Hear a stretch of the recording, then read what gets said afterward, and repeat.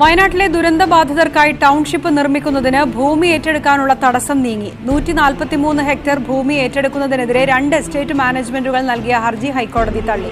വയനാട് ദുരന്തബാധിതരുടെ പുനരധിവാസത്തിന് സർക്കാർ തയ്യാറെടുക്കുന്ന ടൗൺഷിപ്പിന്റെ നിർമ്മാണ ചുമതല ഊരാളുങ്കലിന് നൽകാൻ ആലോചന.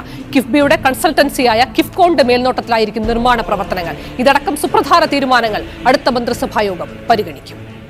വയനാട് ഉരുൾപൊട്ടൽ ദുരിതബാധിതരെ പുനരധിവസിപ്പിക്കാൻ 2ഇടത്തായി 2 ടൗൺഷിപ്പാണ് നിർമ്മിക്കാൻ ഒരുങ്ങുന്നത്. 1000 ചതുരശ്ര അടിയിലുള്ള ഒറ്റനില വീടുകൾ നിർമ്മിക്കും.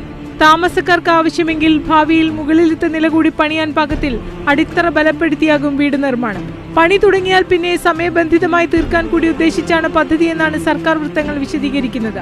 നിർമ്മാണ മേൽനോട്ടവും നിർമ്മാണ ചുമതലയും പ്രത്യേകം ഏൽപ്പിക്കും. കിഫ്ബിയുടെ കൺസൾട്ടൻസിയായ കിഫ്കോണിനെ മേൽനോട്ടമേൽപ്പിച്ച് നിർമ്മാണ ചുമതല ഊരാളുങ്കലിന് നൽകാനാണ് ഇപ്പോഴത്തെ ആലോചന.